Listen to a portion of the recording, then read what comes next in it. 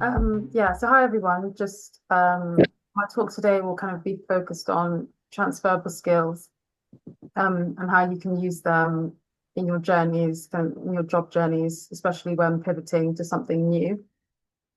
So it's kind of called from ancient Greek to Python, just because that's my journey specifically.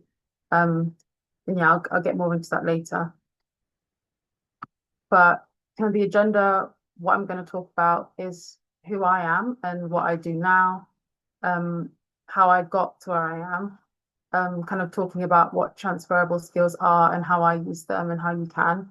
And then we can do a little exercise as well that I've put together. And then after that, you guys can ask me any questions as well. And you can ask me questions throughout if anything comes to mind. Okay, so this is just who I am. So my name's Ojiugo, and I currently work in investment management at a firm called Capital Group. And my current role is a business solution design analyst as of recently, but I've been working as a data analyst for 2 years before I made the switch. Um, so just explaining a bit more about what investment management is and my role specifically. I kind of split it into three different um, pillars, if you would say. So first is people and companies want to invest their money because they want their money to grow faster than if it was just sitting in a bank. So they'll invest that money with us, and an investment management company will invest that money into companies and markets via things like stocks and bonds within portfolios, and will help that money grow over time. And then the end result is that when people are ready, they will take that money out and use it for their goals, whether that be buying a house or retiring or sending their child to university, things like that.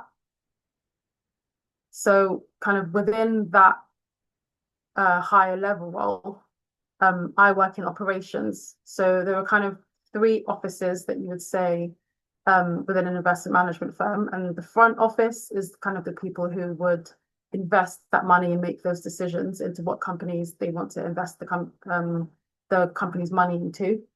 Then you have the back office, which is kind of the um, roles that keep the company going in the back end. So teams like IT and legal teams and human resource teams as well. And then you've got the middle office or operational teams that make sure that from when an investor makes a decision and that trade goes through, that everything kind of runs successfully. And that stock is bought and held properly, and that the right data has been recorded, and the right reports have been given to the financial regulators and things like that. So within the kind of operational teams, the role of a solution designer or a data analyst within that team is a team will come to us that has a problem and they're not sure what to do about it. And the problems that they might have, I've kind of highlighted here, are problems that involve people. So that might be, how do we kind of launch this new technology with the amount of people that we have? How do we set up a team so that it has the right people in it that have the right knowledge to make sure an initiative goes through? Processes, which is a lot of what we do. So as I said, we kind of sit within that investment process. So each individual team has their own little processes and things that they have to do to make sure that the wider picture works. And as a company that's been around a very long time, lots of processes were made maybe 20 years ago with different technologies, different teams, different kind of organizational structure. So we really work to help people improve those processes over time. New technologies, obviously AI is a big subject. So making sure that we're kind of using the technologies that we have to the best of our abilities, and data. A lot of teams need data to make decisions, and they might not be getting the right data. The data might not be clean or kind of good data. So we make sure that kind of that is correct, because when you're dealing with financial regulators, it's really important that you have the correct data. Otherwise, that could mean kind of fines for the company and things like that. So a team will come to us and say that they have a problem and they're not sure what to do about it. And as a solution designer, so the second part here, we'll help you get to the root of the problem. So a lot of teams may come to us thinking they have a problem, thinking they know what the problem is, but because they are kind of a bit siloed and do their own job, they might not understand that this process affects this team and this team and this team.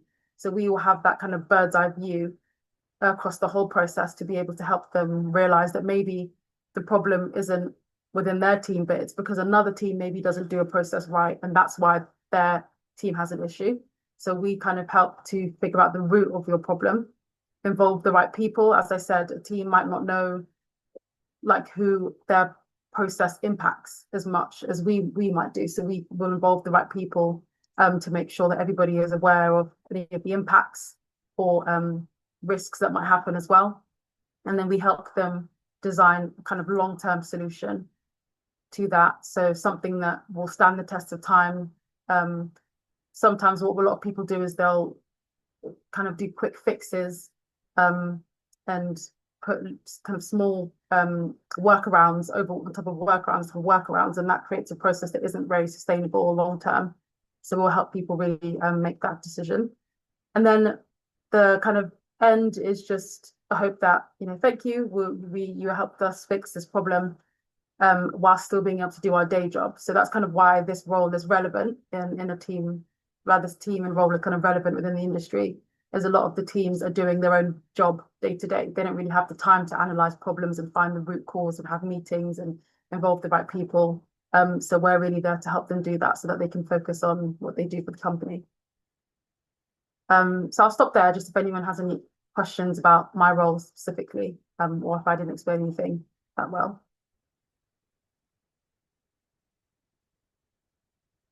Okay, great. Okay, so kind of talking about how I got there. This is my journey. So I studied classics at the University of Warwick, and a classics degree is learning. So I did Latin language and ancient Greek and ancient history, and that involves philosophy, a bit of art, just history, basically, a lot of it.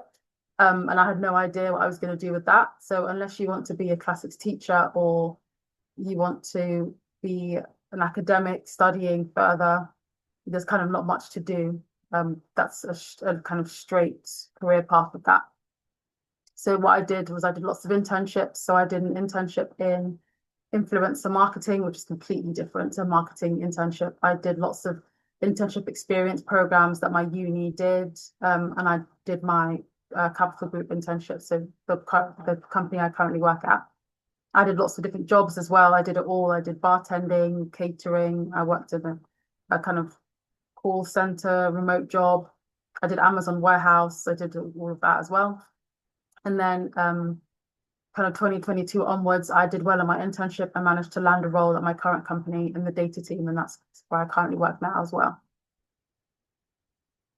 So to kind of get to this point, and as I said, the reason why I highlight this is because my degree and all the jobs and all the internships I did had nothing to do with finance and nothing to do with data. I didn't have any data experience.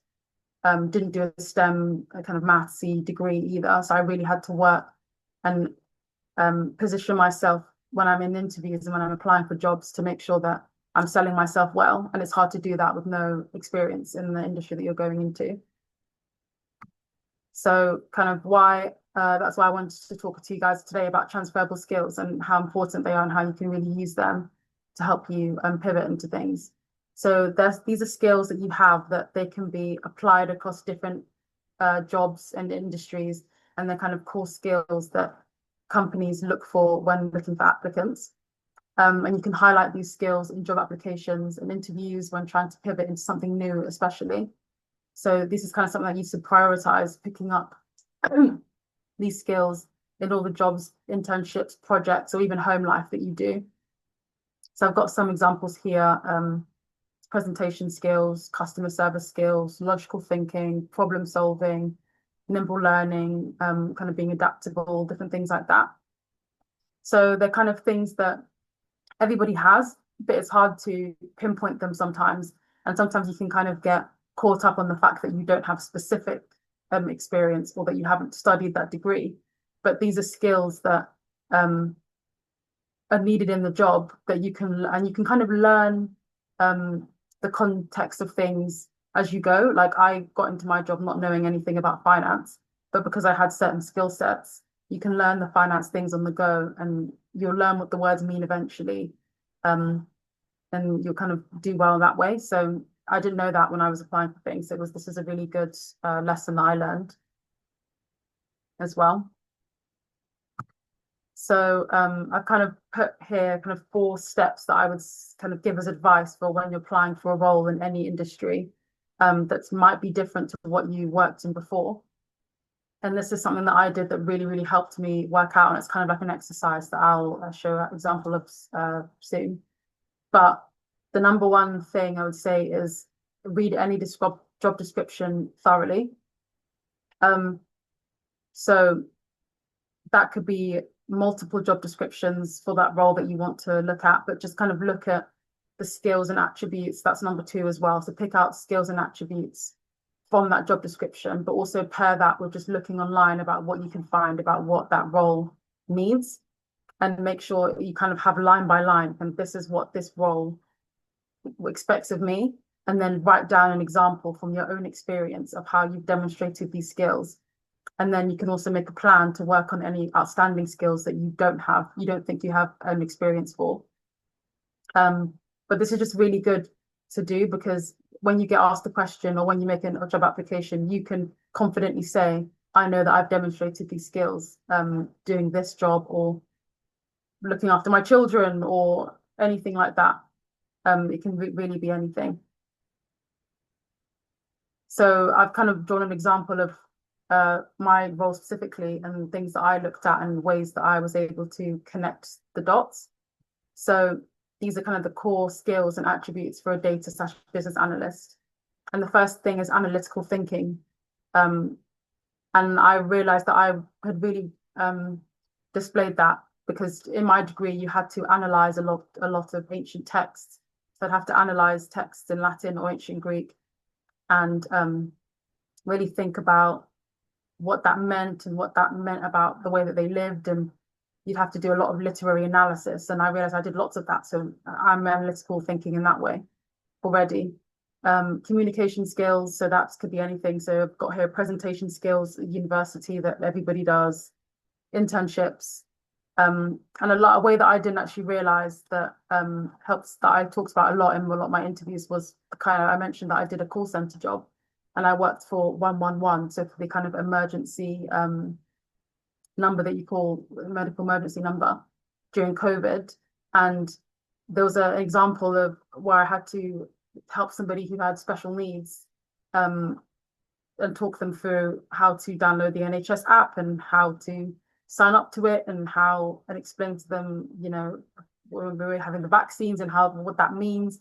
And it was really, really difficult, but it really showed that that job really helped me hone my communication skills and explain things to people in a different way than I normally would, because they had different needs. So that's kind of an example of where something that you don't think is relevant really could help you when applying to a job. Problem solving. I did internship projects where they give you kind of a problem and you solve it, but also as a bartender, there was lots of times where you'd have to solve problems on the floor and you'd have to be fast on your feet. And that was something I didn't think about as much until I kind of started thinking about my transferable skills, and how a job that I thought was completely irrelevant highlighted a skill that I could use in my current role. Attention to detail. That's translating ancient languages, that you have to have attention to detail. Languages in general, you have to have attention to detail. You have to know that the end of this word changes the meaning of the word, and the order of the sentence changes if you put that word there, and different things like that. So that's something that really stuck out to me. And I've highlighted coding here because that's a technical skill that if you don't have that skill, it can kind of be off-putting. But I realized when I was applying for these jobs that the ability to learn languages is a skill in itself, and code is a language. So I'm sure all of you here speak multiple languages. That is a skill set, that coding is just another language to learn. And I realized that that was something that I really highlighted in my interviews a lot, is that like I have the ability to be able to pick up a language quickly, and that's all coding is. And then also I made a plan to do different coding projects and things like that. So that's a way that you can make a plan to also make sure that you pick up all the skills that you don't have experience in. adaptability, so just the ability to be able to do different things. Kind of my experience I highlighted earlier, I did all sorts of different things, and that was me showing my ability to just get stuck into something and do it and do well. And curiosity is a big thing about being a data analyst or business analyst. And the desire to even learn a completely new industry is curiosity. And in a lot of these interviews, if you're somebody who hasn't had anything to do with this kind of this job or this role, you coming there and showing your curiosity and showing your enthusiasm and showing all the things that you've done to make sure that you are a top applicant will shine bright way more than anybody who's maybe just done a maths degree but hasn't really done anything to learn about the role or thought about how their skills and attributes can match up to it. So you can really shine ahead of other people who maybe studied that or had experience if you really know how to sell yourself and how to show that enthusiasm and that curiosity for the role. So another way that I wanted to talk about was the STAR method. So this is a way that you can structure your answers when somebody asks you in an interview about a time that you've used one of these skills or a time that you've highlighted one of these skills. So the STAR method starts with situation, so just explaining the who, what, why, where, and when. And then the tasks are showing what was asked of you, the challenges you faced, maybe that there's a deadline or any issues that you would have had to come across. Then the A is the action, so talk about what you did to actually fix the situation. And this is the part where you highlight these skills. And then the result is talking about the result of your actions, what you achieved, the costs you saved, and the gains made for the company, for the project, or whatever the situation was. And this is really good to have in your head because it gives you time to really think about your answer and structure it in a way that you make sure that you're really giving, whether this is a written answer or an interview answer, that you're giving them a well-structured answer and you don't miss anything out and you're explaining and you're getting across what you want to get across. So I thought we'd do a bit of an exercise. So the first part of it is just we'll read through a job description that I've just found from the internet. And then if you just have a look at it and you can type in the chat the skills that you can pick out from that. So I'll give you about 5 minutes to do that. And then if you, in your head as well, just think about how, we'll pick one and then think about how any experience that you have can link to one of the to that skill.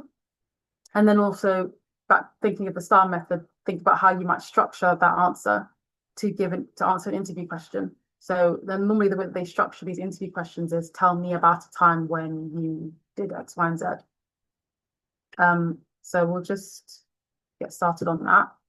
So I've just used business analyst because that's what I know, but this is just a business analyst job description that I found on the internet. So the duties and responsibilities of that business analyst and the skills and qualifications that they might need. So basically, I just want you to look through this, and if you just can just type in the chat or speak out loud if you want to as well, any skills or attributes or transferable skills that kind of pop out to you as you look at this. So I'll just give like 5 minutes to think about it.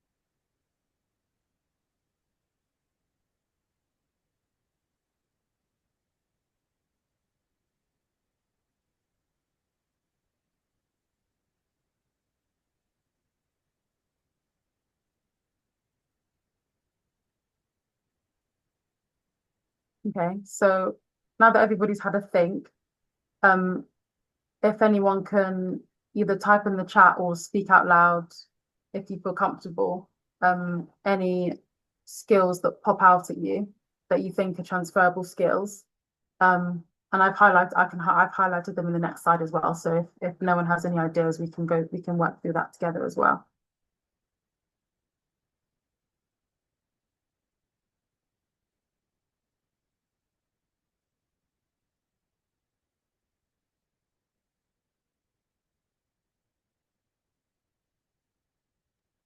Can I say something? Yep. Yeah. So, I'm Urva. I'm Katiba's colleague, and I started security as an entry-level job, Hmm. and now I'm doing digital marketing. So Wow. I look at these skills, and I can see that excellent attention to detail, because as a security person, you have to pay attention to every person, everything in the store, and be attentive all the time. And second would be excellent verbal and written communication skills. You have to talk to people, and then you have to write a report of any incident that happens in the store. Yeah, I can relate skills like these to the skills that are required to be a business analytics skills. Yeah, thank you so much. That's like a really good example of things that you might not think about. But yeah, having to write reports about things that happen, probably need to be really clear about what happened and make sure that you're really communicating well and writing well so that everybody understands the situation. So that's a really good example. Thank you.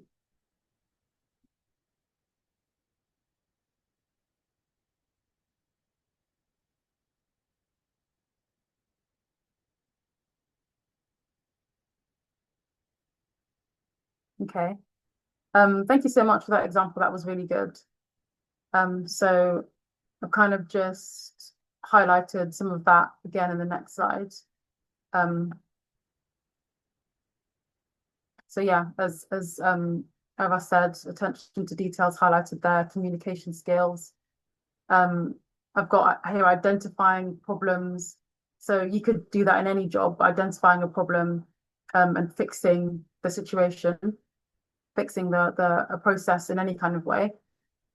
Also, as I've said here, preparing and delivering a report of their findings. You can do that in any capacity, whether that be security in the shop or kind of in a business as well. Um, Here as well, at the bottom, I've got carrying out training sessions and workshops. Anytime that you've had to lead a training session or led people or had to explain something to somebody or be a supervisor of somebody, that's a way that you would have utilized those skills. And you can apply them if you were applying for a job like this, what you would say if somebody asked you that question. Research analytical skills. Again, if you've been to university or done any kind of course or even just a project in your own time, you would have learned how to research and do analytical skills. Um, yeah, as I said, attention to detail. This one, the next one here is ability to turn complex concepts into a simple language. So that could just be anytime you've had to explain something to somebody that they're not an expert in. And that could be anywhere. That could be in your job and you've had to train somebody new who doesn't understand the role or anything like that. Um, Again, communication skills as well. So just from um, a job description where someone might look at something and think, oh, well, I haven't been a business analyst. I don't know what to do. I don't have any skills in this area. Just from looking at a job description, you can pick out these different skills and write down where your experience aligns with this. And then that will make you feel really confident going into interviews or applying for things that and pivoting into different kinds of industries. Okay, so that's the end of my presentation, but thank you all for listening. And I hope that you learned today that not having experience in something or not studying something doesn't mean that you can't pivot and doesn't mean that you can't do something different with your life. And that's something I learned and I really want to share with people because I wouldn't be where I was today if I thought that my degree or my experience held me back. And now I'm doing something that I really enjoy. And I hope that with you guys that whatever you were doing before, you can really use that to your advantage and do something that you love and change your lives. So thank you very much. And if you have any questions for me now, this is kind of, I guess, the Q&A part of it, and we can discuss. But yeah, thank you so much for listening.